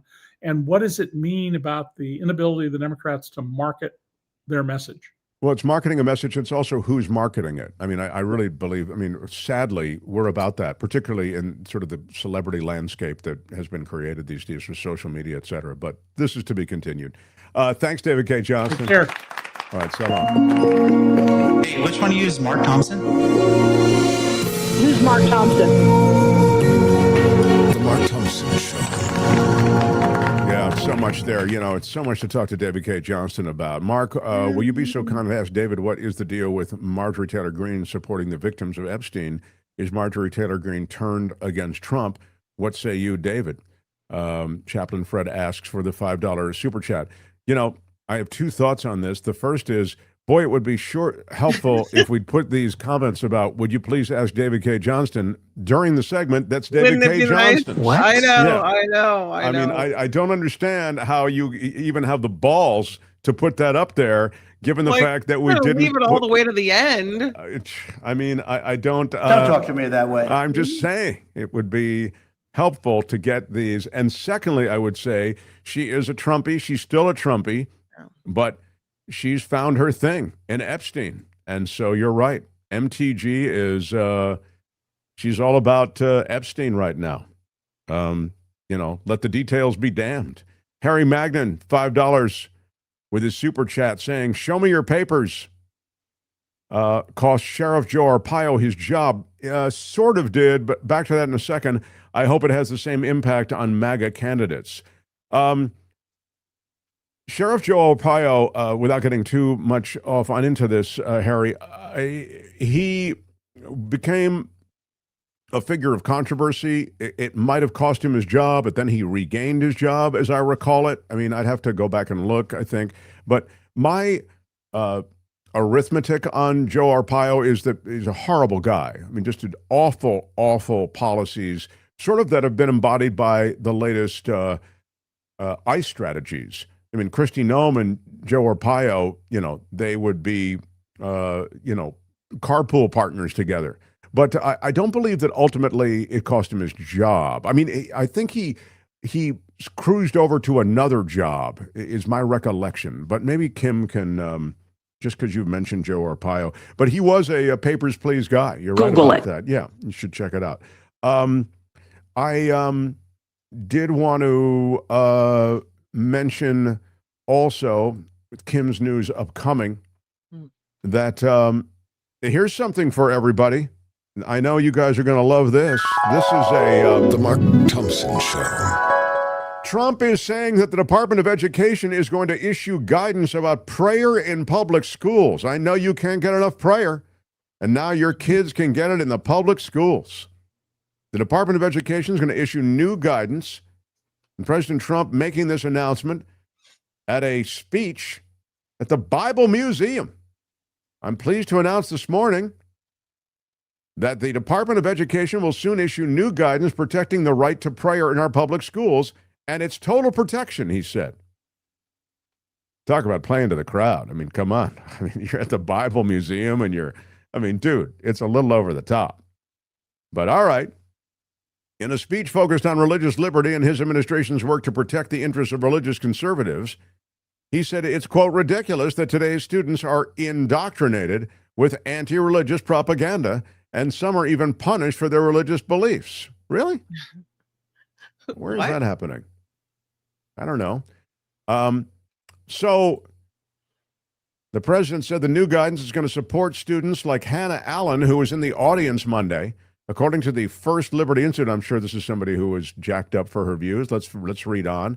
According to the First Liberty Institute, which represent Allen was praying for an injured peer in the cafeteria at Honey Grove Middle School in 2018. The school required the students to instead pray behind a curtain, move to an empty gym, or go outside.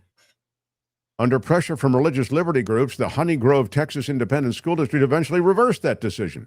You could pray right there in the lunchroom, Kim. Well, makes sense. It's your prerogative, right? It's not a school-sanctioned event, but anyone can pray anywhere. Sure, you sure can. I know what you went through. The president told Allen. Yeah.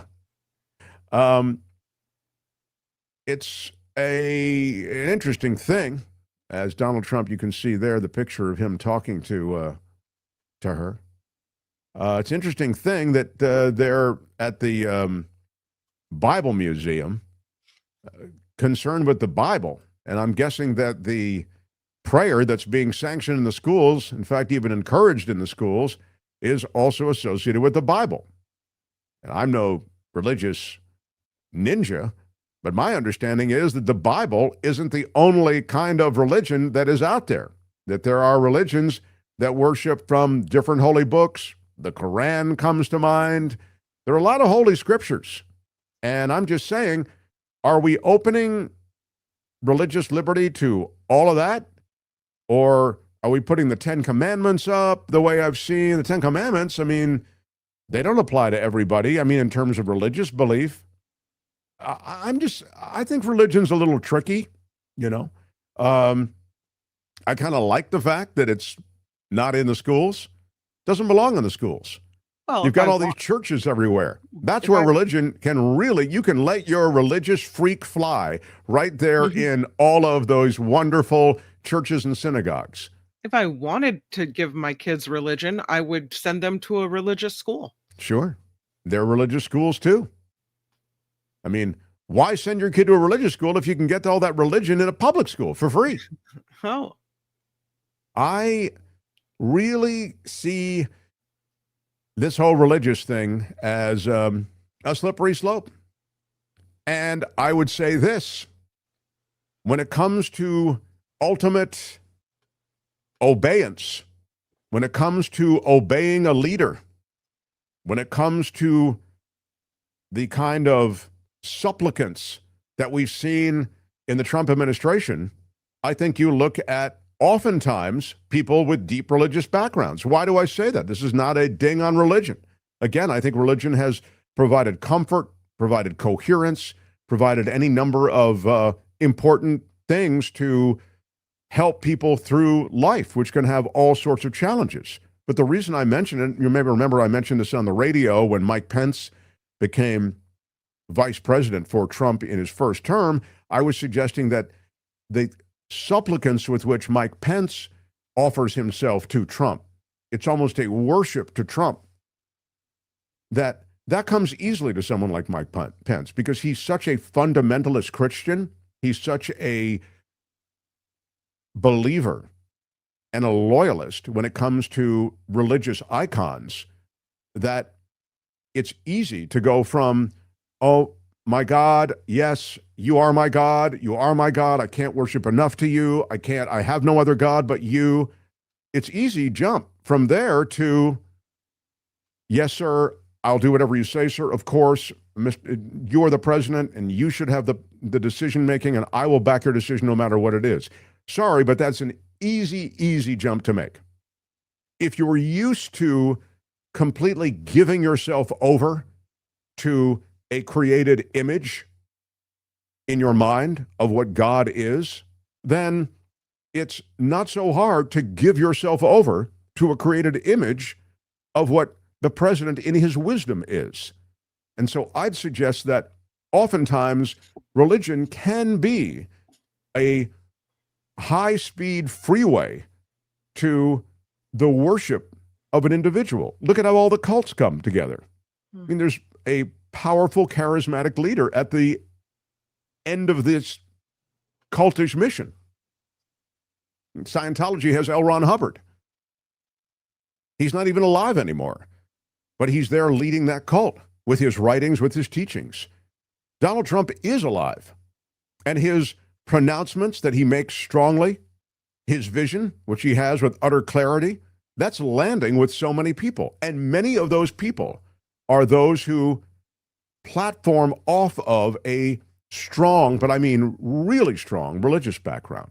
And, you know, religion is one of those things also which you get a lot of credit for. You know, if I told you, well, I'm in church every Sunday and, you know, we have a strong faith that we raise our kids with, you go, wow, that's good. That's really good. Those are good people. They go to church every Sunday. They raise their kids in the faith. In other words, you get some social currency from that, right? You see the ways in which belief can be bent and can oftentimes lead to unintended aspects of this entire enterprise. So when it comes to teaching religion and having religion in school, I don't think this country is about that. I don't think we should countenance it. But I also think if you want to pray, sure, pray. But if you're going to make a big production of your prayer, I mean, then you get into the workings of the school. You know what I mean? If I go, Kim, I want to get to your class, but right now we're involved in prayer, and the prayer is going to run a little longer, and so then we'll get to your social studies class. I mean, it's like, no. The academics come first. You can work the prayer in between. So again, I don't steamroll prayer out of anywhere, but in school, it shouldn't be taking on the kind of presence that can oftentimes blunt the learning experience and oftentimes lead to, I think, unintended consequences. So those are my thoughts on it anyway. So, The Mark Thompson Show. All right, I want to get to Kim's news, a little news and commentary, and then we will wrap up around here. Smash the like button if you would. It's one of those things that we will forever remember. It with your iron rod. Yes, if you're a patriot, you will hit the thumbs up. Smash it with your iron rod. Kim's news, and we continue. Mark Thompson Show. The Mark Thompson Show.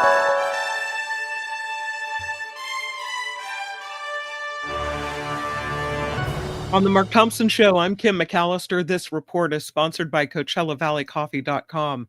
The White House is again trying to downplay any reported connections between the president and Jeffrey Epstein. Press Secretary Caroline Leavitt was asked about the photo of Epstein holding an oversized novelty check for $22,000 signed by Donald Trump. Don't know if that was really his signature, but Leavitt did not comment further. Quickly moving on to the next question. Doesn't want to talk about that. The photo was shared by the House Oversight Committee investigating the late sex offender Epstein. Leavitt again said the Epstein issue was a hoax being pushed by the liberal media and the Democrats. Border Czar Tom Homan defending the Trump administration's use of military force to stop drug trafficking. During an interview, Homan said cartels have killed more Americans than any war and asserted the nation is at war with them. Homan's comments come days after a U.S. fighter jets plural, attacked an alleged drug vessel, killing 11 people, which the administration claimed were terrorists from the Venezuela-based Tren de Agua organization. Yeah, I mean, that, by the way, I'd really have to see some kind of evidence on that. I mean, terrorists. I mean, God, they call them narco terrorists, is what they call them. You know. Well, they've designated cartels terrorist groups, right? Yeah. So there you go. I mean, Yeah. by the way, I'll just mention this, and because I think it really is important. You'll remember that after 9/11, the war on terror became the thing that was constantly talked about, and it became the door through which Bush and the Bush administration was able to take all kinds of civil rights away from Americans. It was the war on terror. Are you against the war on terror? No, I'm for the war on terror. Well, then why do you have a problem with this kind of surveillance? We need to root out this terrorism before it happens. We need the warrantless wiretapping. We need any number of ways that we can surveil different communities if we think there might be terrorism going on there. So now, again, terror is extending itself into this narco-terrorism, and if you stand in the way, what are you, against turning back these terrorists and eliminating these terrorists? Speaking of terrorists or terror, President Trump says Democrat-led cities have let loose savage, bloodthirsty criminals to prey on innocent people. During an unexpected address from the Oval Office Tuesday, Trump then highlighted the murder of a Ukrainian refugee on a Charlotte light rail train. The president said the woman was murdered by a savage monster who was allowed to roam free after 14 arrests. Trump said 24 of the top 25 dangerous cities are run by what he said are Democrat mayors. The president added it's time to stop this madness without giving any more specifics. And this comes as, of course, the Trump administration deploys ICE agents to some big cities around America. Well, by the way, that was ridiculous that person is clearly, insanely mentally unstable, was out there. But I think it's a distinctly different issue than the one he's pointing to. Now, speaking of that murder of a Ukrainian refugee on a light rail train, the man accused in the crime is being federally charged. DeCarlos Brown Jr. already facing a first-degree murder charge in North Carolina State Court for allegedly stabbing this 23-year-old woman on August 22nd. The FBI says this man has been federally charged with one count of committing an act causing a death on a mass transportation system. The Israel Defense Forces say they carried out a precision attack against Hamas leadership in Qatar, the IDF claiming the members targeted were responsible for the deadly October 7th attack of 2023 on Israel. Israeli officials also say they gave the U.S. a heads up, but they carried out today's attack completely on their own. We talked about this earlier, but many of the South Korean workers detained during an ICE raid in Georgia last week were brought to the United States for specialized work. Officials say the raid targeted Hyundai Motor Corporation's manufacturing site, and nearly 500 workers were detained, including more than 300 South Korean nationals. According to an Atlanta-based attorney representing some of the employees, the vast majority of the South Korean detainees are either here as engineers or involved in after-sales service and installation. The Trump administration claims the workers were in the U.S. illegally. They argued for Americans to receive proper training to do that specialized work when it comes to battery manufacturing. Trump administration is suing illegal immigrants or undocumented immigrants with deportation orders who do not self-deport. Apparently, there's a law from 1996 that allows the government to issue fines to migrants who received orders to leave but ignore them. ABC News reports the fines can be as high as $1.8 million. They include between $100 and $500 for each unlawful entry or attempted entry, and up to $998 per day for up to 5 years. The fines were reportedly first used during Trump's first term and then were rescinded under President Biden. Data from the National Assessment of Education Progress found the 12th grade reading scores dropped to the lowest in the history of the exam, which started in 1992. It also showed math scores for high school seniors falling to their lowest level since 2005. The results of what's commonly known as the nation's report card are the first for these groups since before the pandemic. Good times. Yeah, we're getting smarter. Wait a minute, what? Police are investigating after human remains were found in a Tesla parked in a tow yard in Hollywood. The decomposing remains were found Monday inside of a bag in the trunk. That car had Texas license plates. It had been towed from the Hollywood Hills after it was reported abandoned last week. This is the plot of a movie. No, it's a real story. KABC TV reporting the Tesla is registered to an award-winning pop singer whose name I've not heard of before. It's D4VD, almost looks like David, but with a 4. The person's real name, according to KABC TV, is David Anthony Burke, scheduled to perform in Minneapolis today. So I'm sure he'll be getting a call from the police. Yeah, I would think. San Francisco 49ers superstar George Kittle is now being placed on injured reserve. Multiple sources report Kittle, who plays tight end, will miss at least 4 games. He hurt his hamstring during the team's season opener against the Seattle Seahawks. Just can't, that is sport of football. You just can't stay healthy. In Orange County, a woman, you tell me, Mark, you think this is indicative of a problem or this is indicative of a system that works? In Orange County, a woman is facing felony charges after allegedly registering her dog to vote and having the animal cast a ballot in a California election. The LA Times says this woman in Costa Mesa registered her dog Maya to vote in California during the pandemic and voted for the dog through the mail during the 2021 recall election of Governor Gavin Newsom. And while that ballot was accepted, she was caught the next year trying to vote in the 2022 federal election and now is facing felony charges that could lead to 6 years in prison. The woman had posted on social media about her dog voting in 2021 with pictures of Maya and the ballot along with an I voted sticker. Then after the dog passed away, she posted again saying Maya was still receiving a ballot. Yeah, I mean, it's wrong. It's also, there's a degree of trolling associated with this. If you've got the actual post of the dog with the voter ballot registration, I mean, to me, it's just, yeah, it's not cool. It's not funny. Voting isn't funny. Voting is serious. That's why the fact that they're taking away the vote, that they're repressing the vote in so many ways, that's why that's horrible. And that's why this is horrible too, because it essentially makes fun of the entire thing. No, she should, you know, it used to be that if you effed with the vote at all, it was serious. I don't know what it's like now because she's facing felony charges and they quickly caught her.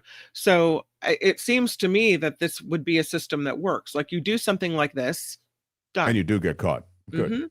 Yeah. She should be prosecuted for a felony. Agreed.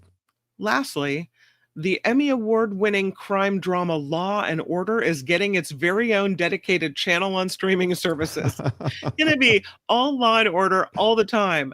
The free ad-supported channel now available on Amazon Prime, the Roku channel, Pluto TV, and other streaming services, and fans will be able to enjoy seasons 5 through 10 on the channel. Additional seasons are expected to be added later this year. Series creator Dick Wolf said he hopes the channel will lead to a new generation of viewers discovering the show. It is a good show. It is a really good show. And there are all these different, I like the classic Law and Order, you know. On regular TV, before, you know, we all kind of canceled that and went to streaming, there used to be Law and Order, like you knew the channels that just had it. They were like, it was like a rotation of constantly, you know, they were showing it. Yeah. Well, Law and Order, that's even... The two people you're seeing on screen are not even in the classic, although they're now, you would say that they're classic. But I'm thinking of the early days with Jerry Orbach, you know, who's you know passed away now. Remember it was, and he always had that smart ass line or whatever. They always find the body at the beginning of Law and Order, you know, and Jerry Orbach would you know, he'd show up there with his partner, and there they are, yeah. And they'd say, you know, something like, what can you tell me? Well, you know, he's clean, can't find a wallet. Looks like found this in the pocket. It's a it's a receipt for some dry cleaning. And Orbach would say, yeah, well, that's one dry cleaning he won't need to stick around and pick up, or something worse than that. I mean, it was so great. It was the part of the show that I look forward to the most. In fact, knowing actors, I always thought, what a great brag. I was on at the beginning of Law and Order, and, I play the construction worker that finds the body. It's like, whoa, Ray, what's that? That's somebody's arm. Like that. Yeah, Munch. There you go. Yeah. Wasn't Munch, I thought Munch is Belzer. Isn't Munch Belzer? Oh, yeah, I think that is true. Yeah, Mhm. yeah. Yeah. Who's a huge Law and Order fan, but I mean like massive Law and Order fan, is Josh Mankiewicz from Dateline NBC. He loves Law and Order. He just can't get enough Law and Order. He'll watch the marathons. There's Munch, yeah. One of our viewers and former KGO colleagues, Noe Marie, is also a huge Law and Order fan. Yeah, I mean, it's a, and the other thing about Law and Order is that, they've had some, it was SVU. Yeah. The other thing about Law and Order is they've had some turnover on cast, and one of the things that Dick Wolf apparently, so it goes, does in contract negotiations, if things get too tough, they make the point to the agent that they can write the character out of the show. And usually if there's any blowback, they will send a script with the character written out of the show to the agent. And I've heard this in more than one instance. Wow. And that's the way they go, hey, dude, that's the offer, accept it today because we're writing your character, your clients out of the show, and full stop. It's done. That's harsh. Yeah, Wow. it's harsh. But it's also, when you're Dick Wolf, you can do that. We have the Anyway. control. This report is sponsored by CoachellaValleyCoffee.com. Nobody has ever put something like this together that I've ever seen. I agree. It's pretty special. It's so Pretty super special. good stuff. That's right. Try the Clarity Blend coffee or the turmeric chai tea. They have the mushrooms included, which are supposed to improve your ability to remember, your mental, as you say, clarity or outlook. This is amazing. I'd say acuity, and I'd get a ding. Well, you get acuity. That's yeah. nice. Yeah, my husband's loving the Clarity Blend. I know you are too. I've got my vanilla Coachella Valley iced tea that I just love every day. If you find something you like on this website, please use our special code. They'll get you 10% off. It's Mark T with no spaces, Mark T, and the website is CoachellaValleyCoffee.com, and you, trust me, won't be sorry that you ordered something from this website. I'm Kim McAllister, and this is The Mark Thompson Show. Ladies and gentlemen, I'm Shadow Stevens. This is the Mark Thompson Show. Keep it to yourself. Yeah, well, share it. I mean, what can I tell you? I truly believe we covered a lot, and yet there's way more to cover. Yeah. What do we do? Constantly a battle. Constantly a battle. I want to do one thing today, Tony, and I need your help for it. I want to do one story, possibly two, but definitely one, and it's going to be a legal story. And for that reason, because we did just talk about Law and Order, I want to do our version. This is Law and Disorder. In the criminal justice system, the people, pimps, addicts, thieves, bums, winos, girls who can't keep an address, and men who don't care, are represented by two separate yet equally important groups. A cop, a flatfoot, a bull, a dick, John Law. You're the fuzz, the heat, you're poison, you're trouble, you're bad news. These are their stories. Remember all of those people who were fake electors for Trump in 2020? It was all part of the scheme to get Donald Trump over the finish line. They had their own electors. Well, a Michigan judge is now tossing the case against 15 of those accused fake electors for Trump in 2020. They were accused of attempting to falsely certify President Donald Trump as the winner of the election in the battleground state of Michigan. This is a major blow to prosecutors as similar cases in 4 other states have been muddled with setbacks. District Court Judge Kristen D. Simmons said in a court hearing that the 15 Republicans accused will not face trial. The case is dragged through the court since Michigan Attorney General Dana Nessels, a Democrat, announced the charges over 2 years ago.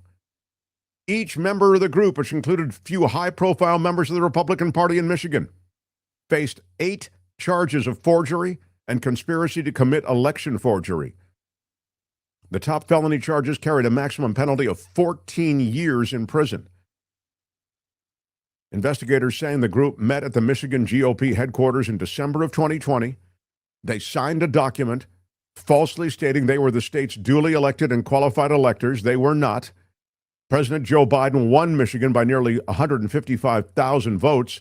That was a result confirmed by a GOP-led Senate investigation in 2021. So this entire thing is such a sign of a diseased judicial system. But yeah, go ahead. You would think that this is such flagrant and blatant attempts to cheat and to steal the vote. How can that not be taken seriously? One man had the charges dropped after he agreed to cooperate with the state attorney general's office. That was in October of 2023. There is not a lot of good explanation, except that there are preliminary hearings that went on for a long time. And it's possible that on some level, they just feel as though they can't bring this case forward. I mean, they have a lot of the I didn't know how the electoral process worked. I never intended to make a false public record. There's a lot of that. And so one way or another, it looks as though this, which should be and as was threatened, a judgment of guilty that could produce a 14-year prison sentence, it looks as though that will never happen for these people who were part of the fake elector scheme. And it's not just Michigan. As you know, Nevada, Arizona, there were others. And those too seem to be foundering. A former LA postal worker sentenced to prison for stealing millions from the mail, he gets justice.